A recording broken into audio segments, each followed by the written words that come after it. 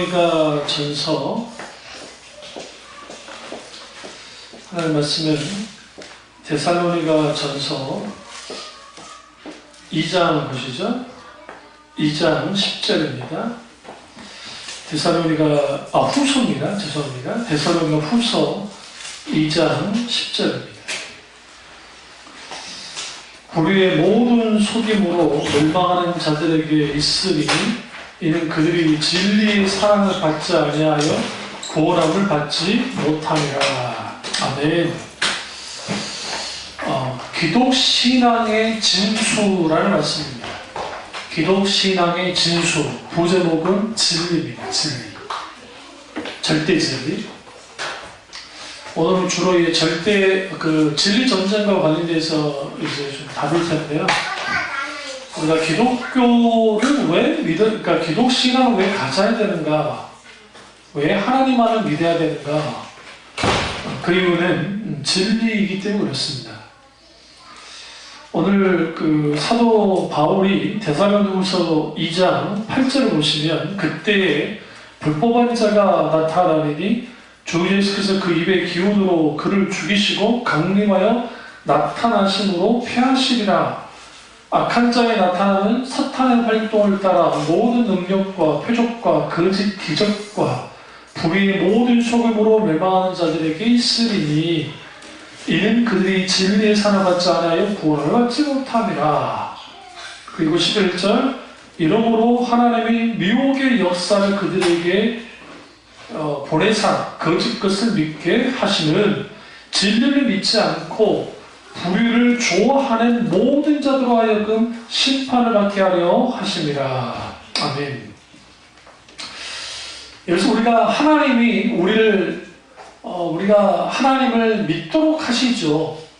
근데 오늘 이 말씀 보면 그렇지 않은 것 같이 느껴져요. 왜냐하면 하나님이 미혹의 역사를 그들에게 보냈다. 그리고 거짓 것을 믿게 하셨다라는 겁니다. 이거 성경 읽을 때 이거 잘못 읽으면 이상하게 읽습니다. 하나님 마치 거짓을 믿게 한 것처럼 그렇게 하시는 그게 아니고 미가야 선지자가 있을 때 거짓 예언한 영을 보냈다라는 표현도 쓰고 성경에 여러 표현이 있어요. 그건 뭐냐면 하나님께서 우리에게 복음의 말씀, 진리의 말씀을 우리에게 주시죠. 근데 사람들이 그 말씀을 받아들이지 않고 계속적으로 거부를 하면 하나님은 그것에 대해서 어떻게 하시느냐? 놔두시는 거예요. 어떻게 하려고? 놔두고 결과적으로 그들이 멸망할 수밖에 없는. 물론 거기에는 선지자들과 사도들 혹은 목사를 통해서 그것이 진리가 아닙니다. 그것은 잘못된 것입니다. 라고 가르치지만 그러한 것들이 그들에게 들려지지 않는 상태까지 빠지는 거, 그것을 이런 식으로 표현하는 거야. 그러니까 말세, 그때는 말세인데 말세에 불법한 자가 나온다는 거죠. 여기서 좀 보셔야 될 게 9절에 악한 자에 나타나는 사탄의 활동을 따라 이게 집중하셔야 돼요. 사탄의 활동이 있다는 거예요. 첫 번째 모든 능력, 두 번째 모든 표적, 세 번째 모든 거짓 기적. 여러분 모든 능력, 모든 표적, 모든 거짓 기적 얼마나 대단합니까? 그리고 모든 불의한 모든 속임으로, 그러니까 불의한 모든 속임으로 속인다. 그러니까 하나님의 말씀의 진리가 숨어있지 못하면 속게 돼요. 기독신앙의 가치는 진리를 가지고 있는 가치입니다. 한국교회 신앙이 이렇게까지 위태하고 흔들려고 하는 이유는 뭐냐면 이 창조신앙을 그렇게 많이 가르치지 못했어요. 그러니까 창조과학계 사람들이 가르치는 것 외에는 교회에서 거의 창조에 대해서 가르치지 않아요. 창조신앙을. 창조신앙과 관련된 게 가장 많이 기록된 곳이 어디라 있죠? 시편이라 있습니다. 시편에 약 한 10개 이상 나와요. 이사야에도 나오고 또 그 창조 기사와 관계 욥기서에도 창조 기사가 나와요. 그러니까 창조 기사에 대한 기록이 굉장히 많이 나와요. 그 이유는 뭐냐면 신앙의 출발이 하나님이 이 세상을 창조하셨다는 것을 믿는 것부터 시작돼요. 그러니까 우리가 누구로부터 나왔느냐가 중요하잖아요. 만약에 진화론자들이 말하는 것처럼 우연의 산물이면 신은 존재하지 않아요. 누구 말대로 신은 인간이 만들어낸 산물이에요, 산물. 투영해가지고 인간 자신을 투영해서 만들어낸 산물. 그거 굳이 신을 믿을 필요가 없어요. 그냥 먹고 살면 돼요. 근데 여러분, 역사 이래로 대단한 석학들부터 시작해서 뭐 철학자들, 미술가들, 뭐 작가들 누구든지 간에 인생을 처음 살 때 20대는 아주 이제 그냥 시건방지게 살아요. 아프지도 않고 다 괜찮은 것 같으니까 막 살다가 30대, 40대, 40대부터 조금 꺾여지기 시작하고 50대, 60대 가면 노년으로 갈수록 사람들이 뭐 하기 시작하냐면 한계를 봐요. 한계. 한계를 보기 시작해요. 이게 아닐 수도 있겠는데 니체가 그랬거든요. 니체는 신은 죽었다고 선포했던 사람이에요. 신은 죽었다. 그 신은 하나님이에요. 하나님이 죽었다라고 했어요. 왜 죽었다고 그러느냐? 하나님이 살아계시다고 한다면 하나님에 대한 살아있는 증거가 있을 것이고 또 하나는 이 세상이 이렇게 악하지 않을 거라는 거예요. 그러니까 신은 죽은 거다. 그랬더니 거기다 maybe 아마도 신은 죽었을 거다. 그렇게 본 거예요.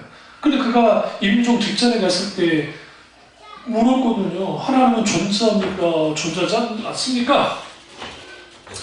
모르겠다.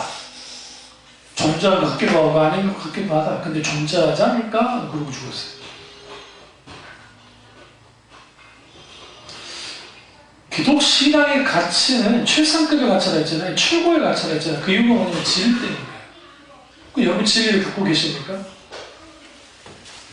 진리는 성경에서 말하는 진리는 이제 헬라어로 알레데이아라는 뜻이에요. 이거 불변하는 거, 변하지 않는 그것이 진리예요. 그럼 성경에서 말하는 진리는 하나님의 말씀이 진리이고 예수 그리스도 그분 자신이 진리이고 여러분 기도 끝나면 뭐 하시죠? 아멘 하죠. 아멘이라는 뜻의 또 하나의 의미는 그 true라고 하는 그 진실이라는 의미도 있지만 또 하나는 그 truth, 진리라는 의미가 갖고 있어요. 그래서 진리는 예수님 그분 자신이 진리이고 진리는 하나님의 말씀이 진리이고 그것을 가지고 있는 사람들이 하나님을 믿어요. 그러니까 메멘토 모리라는 것은 메멘토라는 것은 생각한다는 뜻이고 모리라는 것은 죽음이라는 뜻이에요. 죽음을 생각한다라는 뜻이에요. 혹은 죽음을 기억한다라는 뜻이 있는데 이게 이제 라틴어인데 이게 그레코 로마라는 표현을 쓰는데 그레코 로마의 그 어떤 그 사상 가운데 있을 그걸 가져요. 그러면 동양인 한국 사람인 우리는 우리나라 문화는 어떤 문화냐? 나 죽다가 살아났어. 그러죠. 우리 살다가 죽을 뻔했어. 그러지 않잖아요. 우리는 죽음을 늘 기억했던 민족이에요. 응? 죽음을. 그러니까 적어도 우리가 하나님 앞에 가야 된다는 것, 그것이 하나님 앞에 최고의 것이라고 한다면 오늘날 많은 사람들이 살려고 발버둥 쳐요. 기본적이죠. 인간의 본성이 저도 마찬가지고 나 살아야 돼. 그러나 모든 인간은 죽음을 향해 달려갑니다. 그러니까 나는 살아야 돼 좋아요.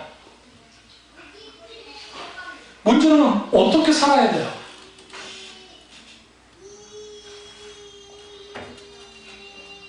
우리나라는 영화 같은 데 보면 미성년자 관람 불가라고 써놓죠. 그냥 그래요. 우리나라는죠. 외국은 달라요. 외국은 성인만 가하다는 것, 볼 수 있다. 라고 써요. 세계관이 뭐가 다르냐면 오른쪽 부정적이에요. 나 하지마, 유언권을 쓰기 때문에. 불가야. 이쪽은 성인만 볼 수 있다고 하면 뭐예요? 당연히 미성년자는 못 보여준다는 거죠. 그러니까 성인 못 볼 수 있습니다 라고 표현을 해요. 이 자그마한 차이 같지만 이 세계관의 차이가 이렇게 갖고 오고요. 그러면 내가 믿는 하나님, 이제 봅시다. 여러분이 처음 교회에 가서 예수님을 믿게 되고 그 다음에 참여중앙교회까지 와서 신앙생활을 하는데, 그럼 여러분의 신앙의 값어치가 어느 정도입니까? 여러분의 루이비통만 합니까? 에르메스만 합니까? 어느 정도 가치예요? 그거 아세요? 내가 믿는 하나님 가치만큼 나를 하나님께 드리게 돼 있어요. 그건 어쩔 수 없어요. 그러니까 믿음이 식어진다, 신앙이 식어진다는 뭐와 관계가 있냐면, 하나님에 대한 가치가 내가 신앙생활하면서 가면 갈수록 커져나가야 되는데, 처음에 예수 믿을 땐 커요. 내가 하나님께 모든 다 드릴게요 하다가 은혜가 떨어지고 연조가 붙으면, 신앙 연조가 붙으면 식어져가지고 이제는 하나님의 가치가 내 자식이 잘 먹고 잘 살고 잘 되고 내가 좀 편안하게 살고 하는 것만큼만도 못하는 하나님이 되어버려요.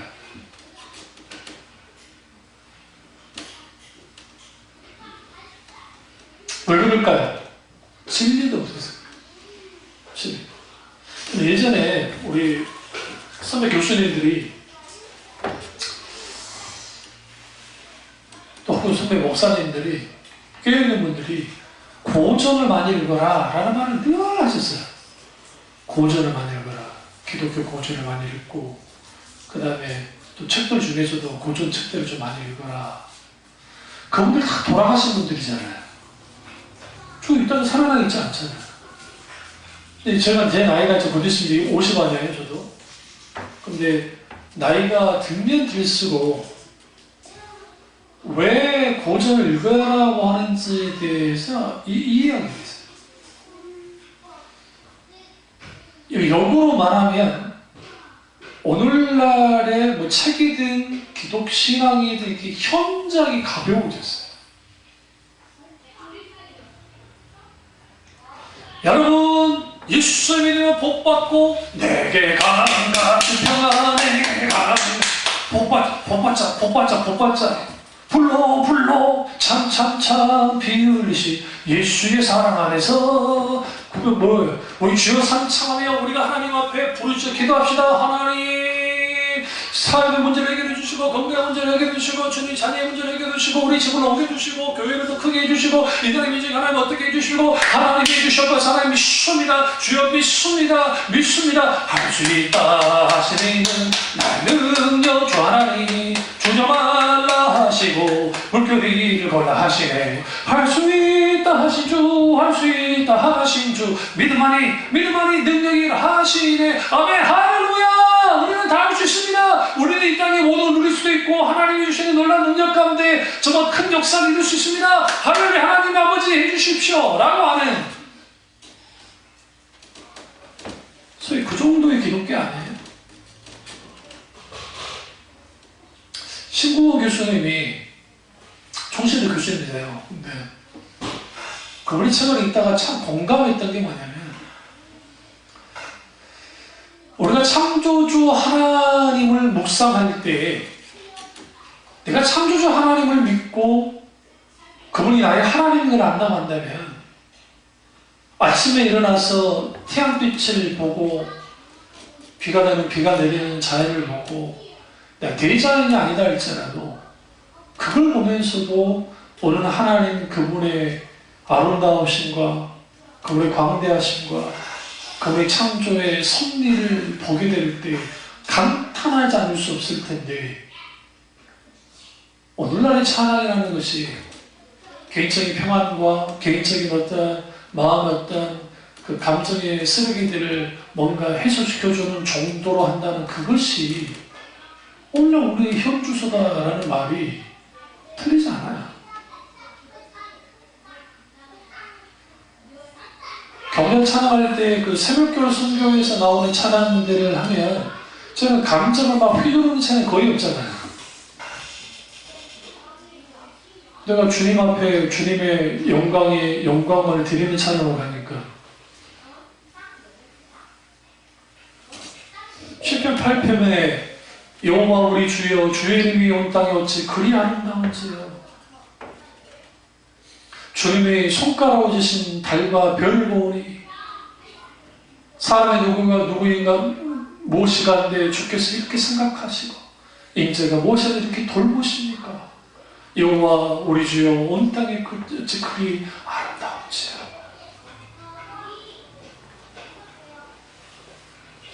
우리 안에 말씀의 진리가 있고 예수 그리스도라고 하는 진리가 있을 때 진리가 있는 사람은 다릅니다. 세상을 보는 눈도 달라져야 됩니다. 세상을 사랑하는 것도 달라져야 됩니다. 그런데 우리는 그렇게 달라지지 못해요.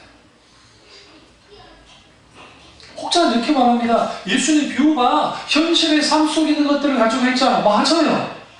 이거 역설적으로 보면 현실의 삶에 있는 것을 비유로 말씀하셨는데 그게 하나님 나라의 비유와 관계가 있었죠. 결국은 하나님 나라의 백성은 하나님 나라의 삶을 살아야 돼요.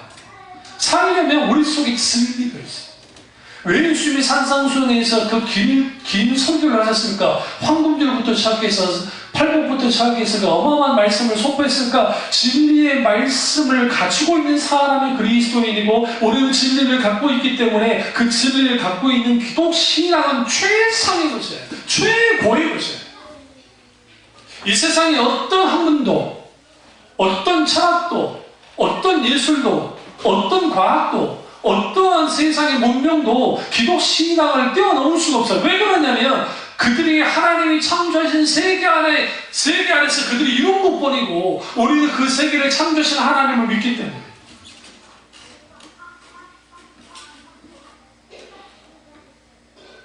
진리의 사랑을 받지 아니하며 좀 웃기지 않으세요? 진리의 사랑을 받지 아니한다.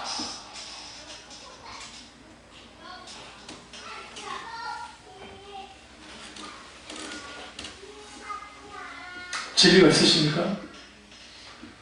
오늘날의 저희 설교는 빵점인 거예요. 왜? 다원주의 시대이기 때문에. 다원주의가 이제 포스트 모더니즘이라는 말을 들어보셨을 텐데 다음에 제가 여기서 일일이 막 한문좀 해줄 수 있는데 다 좋으실까봐 안 할 뿐이에요. 신학생들도 졸업판에 무슨 안 좋은 게 있어요? 적어도 이 시대의 사조가 어떻게 흘러가는지 알아요.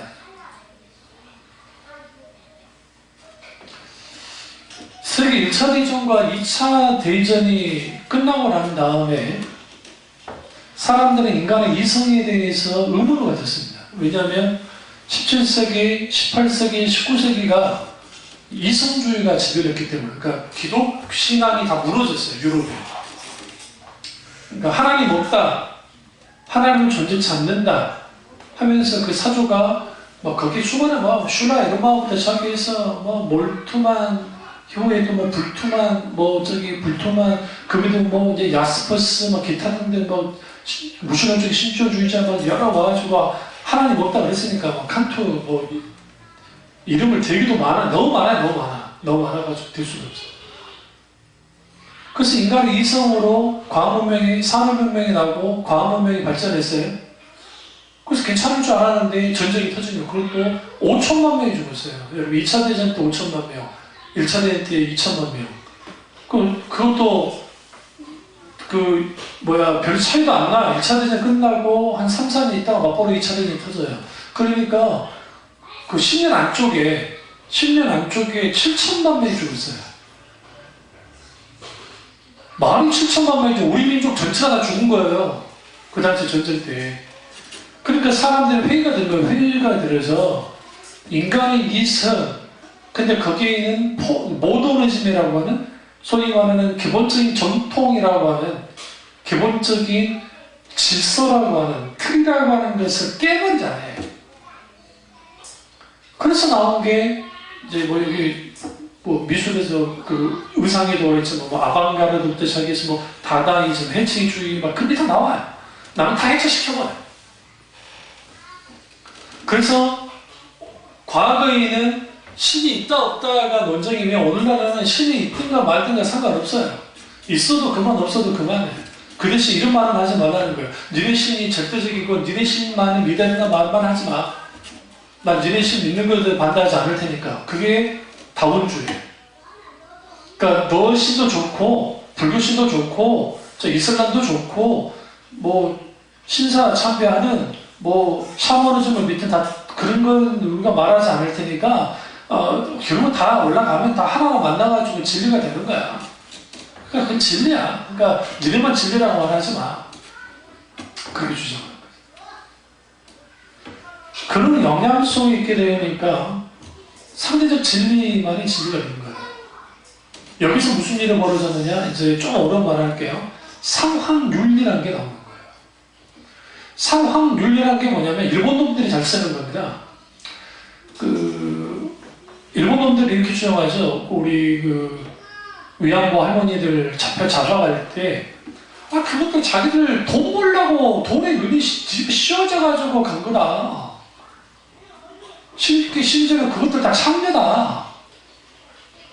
요즘에 하나 우리가 난리치니까 그런 말까지 못하지만 그놈들은 속에는 그걸 그리고 군인들이 그거 뭐 그 여자들 가지고 노는 거 그거 뭐 문제냐. 그거 전쟁하고 그런 상황 가운데 있으니까 그때 한 거지. 우리 지금 안 하지 않냐. 그게 상황윤리예요. 일본 놈들이 또 무슨 짓을 했냐면 군국주의가 나와가지고 그 군국주의 나오고 1980년도까지 장애인들하고 뭔가 좀 정신 이쪽 사람들을 불임시켰어요. 강제 불임. 80년도까지 일본이 지금 소송하는데 뭐라고 하는지 아세요? 일본 놈들이? 이렇게 말해요. 그때는 합법이었다. 근데 지금의 기준은 불법인데 그때는 합법이야. 이게 상황윤리예요. 무슨 말이냐면 목소리 큰 놈이 이겨요. 힘이 있는 놈이 이겨요. 포스트 모더니즘이라는 것은 마치 어떻게 보면 막 인권을 중시 여긴 것 같고 막 평등한 것 같은데 사실은 기득권들에게 유리하게 돼 있어요. 왜 그러냐면 기득권들은 먼저 힘과 권력과 돈과 또 인적장을 다 갖고 있기 때문에 그들이 끌고 나가면 그걸 충분히 할 수 있어요. 그러면 뭐가 되버리느냐? 이 세상이 정글이 되버리는 거예요. 힘센 놈이 이기는. 그 시대가 돼버린 거예요, 오늘날. 기독 신앙이라는 게 여러분 술, 담배 안 하는 게 교회 다니는데 술, 담배 안 하면 믿음이 좋은 겁니까? 아주 우습지도 않아요. 술, 담배 문제는 아주 기본 중의 기본이에요. 세상만 하면 치료할 필요가 없는 거예요. 설사 술, 담배 안 한다 합시다. 근데 그들의 삶과 그들의 행동과 그러한 것들이 기독교적이지 않다고 한다면 그 술, 담배 안 하는 게 뭔 의미가 있어요? 시스루에서는 담배를 못 끊었어요. 마틴 웨든스 목사님도 목사님이지만 담배를 못 끊었다고요.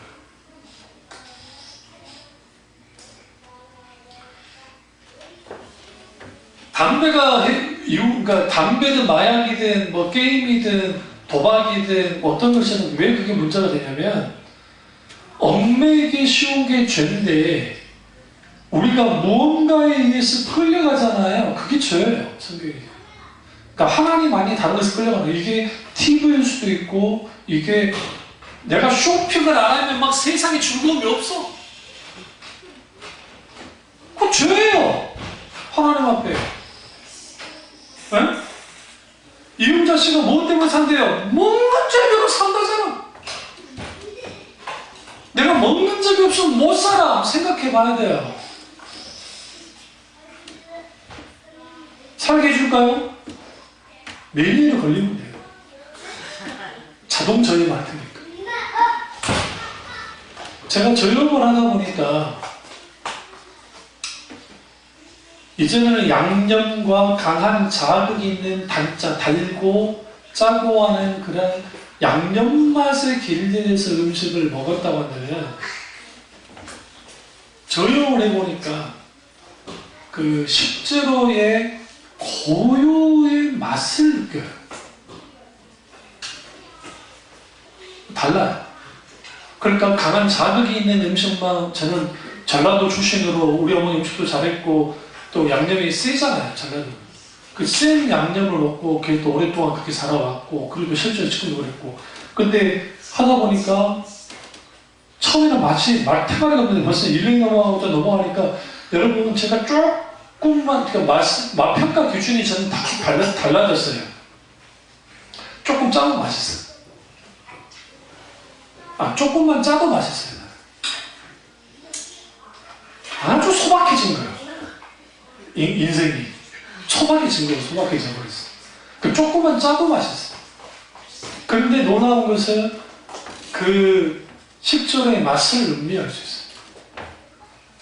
오늘날 이 진리에 덧칠을 해놓고 잔단으로 그냥 달고 짜게 막 하나님의 말씀을 막 먹여버렸단 말이에요.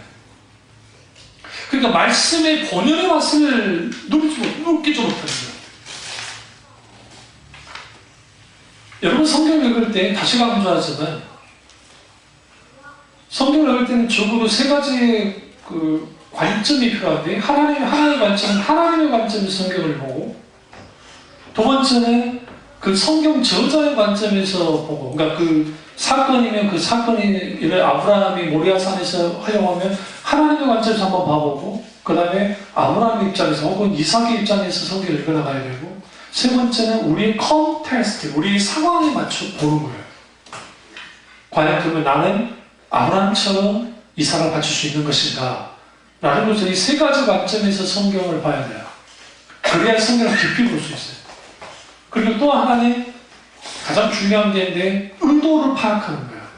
방향성은 성경을 기록하게 하신 하나님의 우중과 의도예요. 그 의도에 맞게 성경을 읽어나가면 돼요. 가장 중요한 게 문맥을 보는 거예요. 문맥을 쭉 읽어나가는 거예요.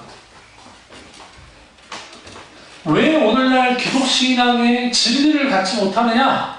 많은 사람들이 말씀에 무죄해서 그래요. 너무할 정도로 성경 말씀에 무죄해요. 지식적으로도 모를 뿐만 아니라 성경 읽은 적도 없으니까 또 읽는다 할지라도 읽는 데만 급급하고, 그러다 보니까 그 말씀의 진리 속에서 성령의 조명으로 깊이 하나님의 말씀을 보고 깨닫고 아는 일들이 우리 가운데 일어나야 하는데 일어나지 않는 거죠. 그러니까 내가 믿고 있는 예수가 최상의 예수님이고, 내가 믿고 있는 신앙이라는 게 최고의 신앙임에도 불구하고, 우리는 코란을 달달달 외우는, 혹은 메아샤림이라고 하는 이스라엘의 유대의 급진적인 어떤 보수파들보다 못한 그런 기독교를 믿는 거예요. 여러분이 얼마만큼이나 말씀의 지배를 받고 있느냐를 알 수 있냐면, 여러분의 친구들과 여러분이 관계된 사람들과 이야기할 때 얼마나 말씀에 대한 말씀이 나와요. 오늘 목사님 설교에 이런 말씀이 있었는데 이 말씀에 이런 말씀이 있던 것 같아, 이게 부딪혔던 것 같아. 일부러는 아니더라도 부딪혔던 말씀이 있습니까? 여러분, 성경을 읽다가 이 부분에 이런 말씀이 있었는데 그 말씀이 내 영혼을 이렇게 너무 나를 누르더라, 나를 이렇게 이끌더라, 나를 이렇게 막 흔들어 보더라 라는 게 있나요? 없다고 한다면 진리에서 많이 따라 있는 거예요. 말씀이. 하나님의 백성은 두 가지를 따라오면 안 돼요. 하나는 하나님 말씀을 따라오면 안 되고, 하나는 기도를 따라오면 안 돼요.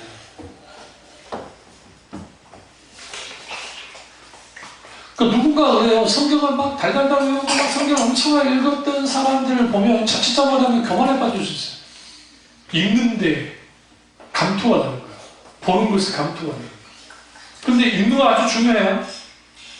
더 중요한 건 뭐냐면, 그 말씀을 읽고 내가 어떻게 변화됐는가, 내 지금 방향이 어떻게 바뀌어졌느냐, 아주 중요해요.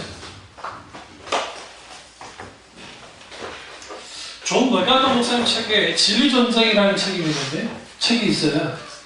이 책에서 잠깐 제가 한번 그 말씀드리면 읽어보면 이거예요. 모든 진리는 거짓 사상들과 싸운다. 성경에 말할 때는 권위를 갖고 말씀한다. 진리는 명확하게 그리고 결정적으로 말한다. 진리는 진리의 영과 거짓 영 사이를 구별하기를 요구한다. 진리는 악을 피하고 선을 행하기를 명령한다. 진리는 우리 눈에 옳게 보이는 넓은 길을 거부하고 하나님이 정해 놓으신 좁은 길을 따르기를 요구한다. 진리는 우리의 길이 하나님의 길이 아니고 우리의 생각도 하나님의 생각과 다르다고 말씀한다. 이사야 55장 8절에서 말씀하는 말씀이에요. 진리는 진리를 보호하고 거짓을 거부하기를 명령한다. 진리는 어떤 거짓도 진리에 속하지 않는다고 선언한다. 진리는 의인은 복받고 악인 망한 것을 보장한다. 그리고 진리는 세상과 벗된 것이 하나님의 원수임을 알지 못하느냐. 그런즉 누구든지 세상과 벗되고자 하는 자는 스스로 하나님과 원수되는 것이니라. 야고보서 4장 4절이라는 사실을 상기시킨다. 여기서 세상과 벗되고자 하는 자는 스스로 하나님과 원수되게 한다에 집중하세요. 오늘날의 많은 교인들이 신앙생활 하면서 세상과 벗되는 것이 일상을 하는 사람들이 있어요.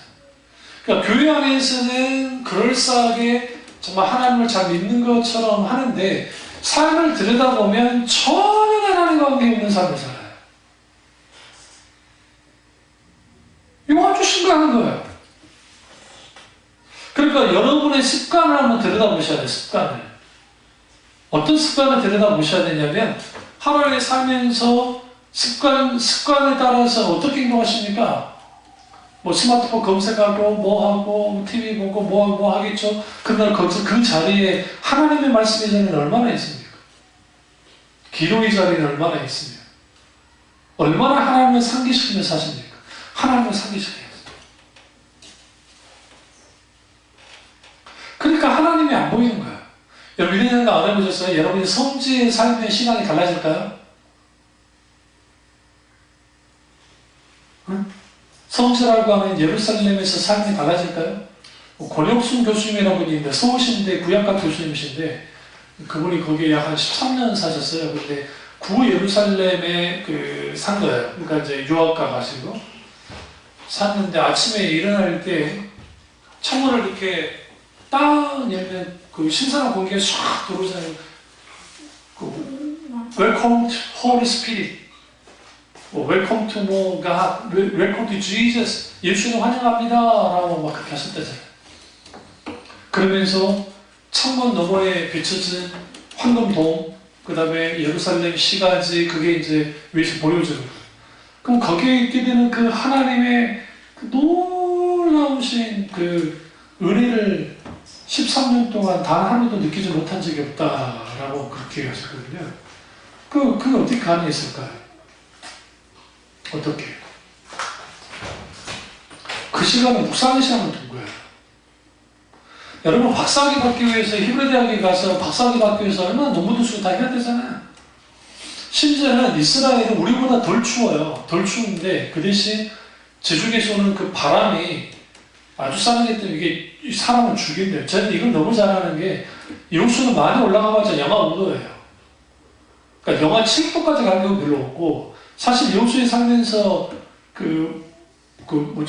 물이 막 동파 사고가 제가 어렸을 때 본 게 그렇게 많지 않아요. 왜냐하면 이게 길게 사만 사원이도 예전에도 굉장히 또 이렇게 빈번했었고 그러니까 크게 그런 게 없었어요. 그 대신 별로 안 추울 거라고 왔던 외국 사람들은 아주 추워서 갈 뻔해요. 왜 그러냐? 바닷바람이 장난이 아니에요. 그러니까 체감온도가 급격하기 때문에. 너무나 잘 알거든요. 그런 걸. 근데 그 추운 겨울날 창문 여는 게 쉽겠어요? 근데 놀라운 게 뭐냐? 또 그때도 하면 열대요. 근데 하나님의 은혜가 막 느껴져요. 그래서 하나님이 창조하신 세계를 들여다보고 하나님이 왜 내 인생을 이렇게 끌고 나가시는지. 제가 지금은 서울시인데 부총장인가 지금 하고 계시는데 이제 거기서 은퇴 얼마 안 남았어요. 그런데 그런 속에서 그 기쁨을 누리는 거예요. 그게 기독교예요. 기독교예요. 말만 그냥 하나님이 어쩌고저쩌고 한다고 해서 되지 않아요. 내가 정말 진리를 갖고 있는 거예요. 적어도 여러분, 나는 누구인가? 어떻게 살 것인가? 어떻게 죽을 것인가? 이것에 대한 여러분 정답을 갖고 있는 사람들이에요. 아니, 목사님 저 아니, 저 여러분이 아직 모른다고 생각할 뿐이고, 예수 그리스도를 믿고 중생의 체험을 하면 우리는 먼저 죽음을 경험해요. 영적 죽음을 경험해요. 나는 죽어야 사니까. 그래서 우리 기독신앙은 죽고 그 다음에 사는 거예요. 그리고 그 다음에 죽음이 또 한 번은 실질적인 육체의 죽음이 있고 영원히 사는 삶이 와요. 이게 4단계로 가는 거예요. 죽고 살아나고 육체가 죽고 그 다음에 주님이 재림하실 때 영원한 생명을 누려가는, 이건 이렇게 사는 사람들이기 때문에 이 세상을 살아갈 때에 이 세상이 영원할 거라고 여기면 사는 것이 아니라 하나님 나라가 영원하니까 그 영원한 하나님 나라를 바라보면서 이 세상에서 마음껏 하나님과의 교제를 누리면서 하나님 영광을 위해서 살아가는 거예요. 어떻게 살아가요? 우리 지금 애 키우기, 지금 혼연애 키우기 힘들죠? 그거 어떤 면에서는 정말 계급자네요. 애 없어봐. 그런 희노애락을 몰라. 튀겨 쥐고 싶을 때와 애들 자고 있을 때가 얼마나 예뻐? 잘 때. 안 예뻐요? 잘 때 예뻐요, 잘 때. 잘 때가 너무 예쁜 거야. 말썽을 피우니까. 응? 우리가 자식을 키우든, 내가 직장 일을 하든, 내가 어떤 삶을 살든, 그것을 하나님과 함께, 정말 주님과 함께, 단순히 이 일을 하나님이 도와주셔서 잘 되게 하는 그런 차원보다도 하나님과 함께 내가 죄 짓는 도둑질하는 그런 일이 아니라고 한다면 내가 그 일을 할 때 아버지 영광을 위해서 주님의 은혜 가운데 해나가고 살아나가는 거예요. 그게 아주 중요해요. 자식들 밥 먹이고 음식 해고 하기 싫으면 죽겠지만 해야죠. 근데 그게 단순히 가사 노동으로만 끝나버리면 아무 의미 없어요. 그게 반드시 섬김이라고 하는 그리스도의 섬김이라, 그리고 이것을 통해서 하나님 앞에 먹든지 말든지 무엇을 하든지 하나님 영광을 위해서 해나있으니까 모든 것을 하나님의 영광을 위해서 해나가야 돼요. 예수 믿는 사람.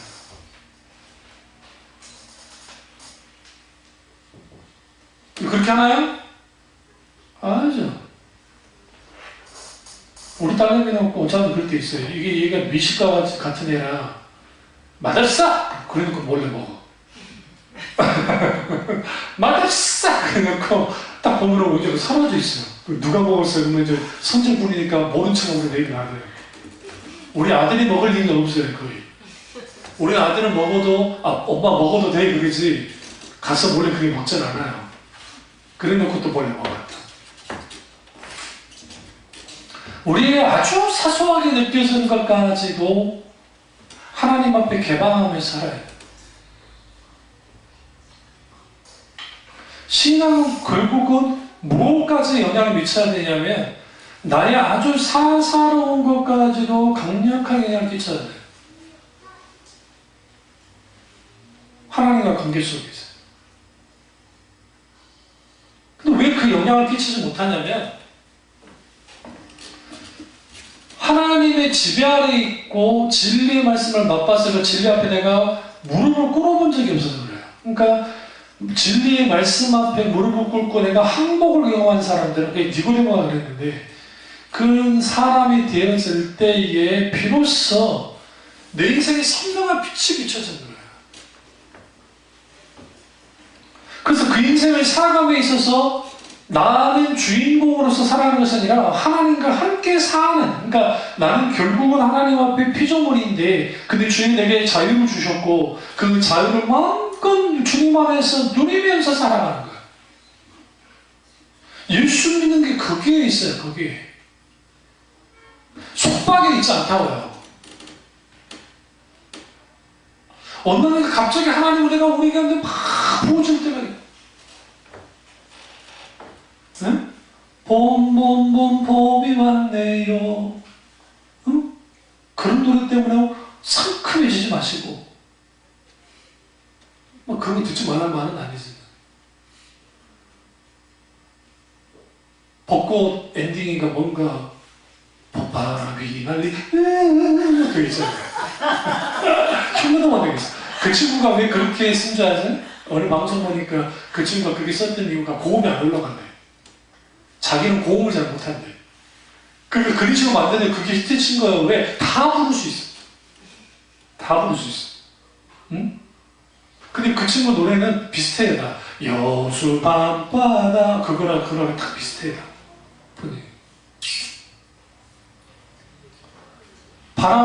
봄바람을 맞든 떨어지는 벚꽃잎을 보든 계절의 변화 속에서 눈을 맞든 추워지든 어쨌든 그 사계절 속에서 사계절을 창조하신 하나님,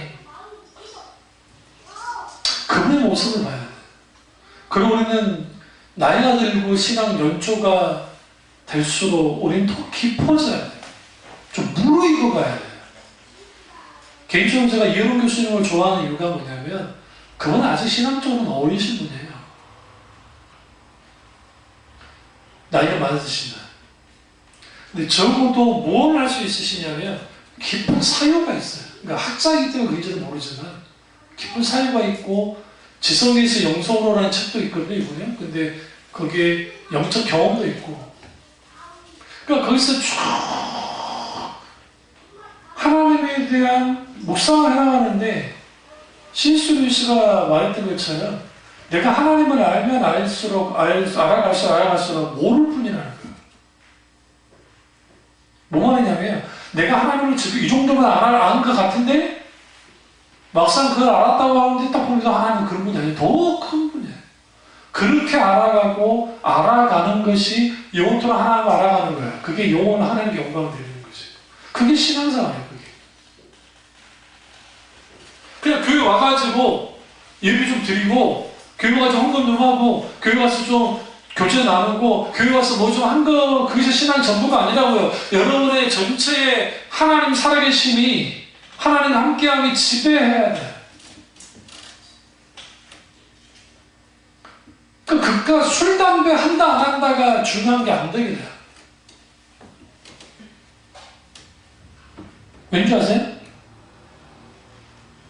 하나님과의 관계 속에서 내가 움직여지기 때문에. 진리는 그런 기능이 있어요. 진리는 뭐가 거짓이고 뭐가 참인지를 분별해 줍니다. 네. 근데 여기 지금 존 메가더 목사님이 그 말 하는 거예요. 왜 진리를 위해서 싸워야 하는가? 싸워야만 한단 말이에요. 그 이유는 뭐냐? 진리의 가치는 영원하기 때문이다. 그러니까 진리의 가치가 우리에게 영원하니까 그 영원한 진리의 가치를 가지고 살아가야 돼요. 왜 우리 교회가 신앙의 종교화를 막으라고 설교를 개척할 수밖에 없느냐? 그 이유는 뭐냐면 디모데전서 3장 15절에 교회는 진리의 기둥과 터라고 말했거든요. 진리의 기둥과 터가 되는 게 교회예요. 그런 교회가 되어져야 무슨 일을 감당하기 시작하냐면 이 시대의 빛과 소금 역할을 감당하기 시작해요. 등불 역할을 감당하는 거예요. 무슨 막 은사가 나타나가지고 막 쓰러뜨리고 막 사람을 그렇게 한다고 해서 변화되어지는 게 아니에요. 사실 진리의 말씀만이 인생을 구할 수 있고 인생을 변화시킬 수가 있어요. 그래서 우리에게 필요한 게 뭐냐, 내가 믿고 있는 신앙의 값이 어느 정도냐. 어느 정도입니까? 여러분이 가지고 있는 재산 정도입니까? 여러분의 자식 정도는 되세요? 안 될걸요? 안수호 목사님은 가보세요. 저도 안 될지도 모르죠. 왜 그런 줄 아세요? 하나님 가치는 우리가 계산할 수도 없고 어떻게 제한할 수도 없는 정도의 가치임에도 불구하고 이거예요. 너무 가치가 크니까 가치가 있는지를 몰라요. 역설적이에요. 역설적이에요. 아니 허니 연희한테 이따만한 다이아몬드 주면 그 가치 알아요? 와 예쁘다 구슬치기 하고 놀지. 돌치기 하고 놀지. 우리도 마찬가지예요. 우리도 보석을 볼 수 있는 눈이 없으면 이게 별것도 아닌 건 줄 알고 그럴 수 있고, 아니 여러분 몰라요? 세계 월드 뉴스 같은데 보면은 자기 집 앞마당에서 뭐 하다가 그냥 돌멩이 같은 게 하나가 나왔는데 그게 별거 아닌 줄 알았다가 전문가가 딱 보더니 그 가치가 10억 이상 가치 있는 거 있더라고. 실제로 경매 내놔가지고 팔고. 그 전까지는 쓸모가 없는 거예요, 별거. 여러분, 피카소 있죠, 피카소 그림을 모르는 사람이 집에 창문이 깨져가지고 그 바람막이 한다고 다 붙여놨다고요. 외국에서 깨져가지고. 그러고 산 거예요. 바꿀 생각도 않고 그냥 다락방이 어딘가 근데 누가 놀러 왔는데 그걸 보더니 뒤집어진 거예요. 왜 이러면 피카소. 근데 그 돈이 얼마나 가치냐? 그 100억대 가치 있는. 얼마야?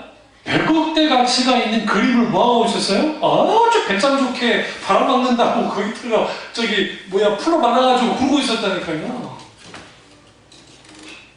우리가 하나님의 가치를, 하나님의 진가를 그렇게 만들 수 있어요. 하나님 그분이 정말 어떤 분인지를 모르니까 그 정도의 하나님으로만 그렇게 믿고 살아가요. 그래서 그 사람의 행동, 그 사람의 열매, 그 사람이 하는 것들을 보면 그 사람의 신앙이 수준할 수가 있고 그 사람이 하나님을 어떻게 알고 있는지가 분명하게 드러나요. 어떻게 하나님을 대하는지. 이 말씀을 끝내겠습니다. 다윗에게 있어서 하나님은 자기 생명보다도 귀한 분이었어요. 좋기. 예수님 그랬죠? 한 영혼의 생명이 천하보다 귀하다 했잖아요. 그래서 자기 생명보다 귀하신 분이었어요. 그래서 우리가 그 하나님의 그 아름다움을 쭉 보면 아하, 하나님이 이런 분이구나. 그렇다는데 나는 진리 가운데 있어야 되고 진리의 사랑을 받아야 되고 그 진리를 갖고 있다고 한다면 나는 그 진리가 이끄는 대로 뭐 해야 돼요? 살아가야 돼요. 그게 가능하려면 일단은 우리는 뭐부터 해야 되냐? 우리 눈이 열려야 돼요. 말씀을 보는 눈이 열려야 되고 또 여러분의 한 손에는 뭘 갖고? 성경을 갖고 있고 한 손에는 컨텍스트, 좋은 신앙의 양서들을 같이 읽어나가기 시작해요. 그래야 신앙이 균형 있게 이렇게 올라가는 거지 그거 아예 없어요. 기도도 않고 뭐도 안 해요. 그러면 어떤 형태로 신앙생활을 해나가냐면 그냥 예전에 자기가 종교 체험하고 교회에서 했던 그 경험 정도 가지고 그거 가지고 쭉 끌고 가요. 끌고 가니까 여기에 무슨 성장도 없고 거기에 어떤 하나님의 놀라운 은혜도 없어요. 이제 컨퍼런스 같은 데 있을 때 반짝 좀 비춰져서 이런 게 있구나 하면 그 정도 됐다고 다시 돌아가요. 원래. 그러니까 신앙의 참모습이 드러나지 않는 거예요. 그 사실을 깨달고 우리 진리의 말씀을 가까이 하고 말씀에 붙들리기로 주님의 이름으로 축원합니다. 기도하겠습니다. 기도하실 때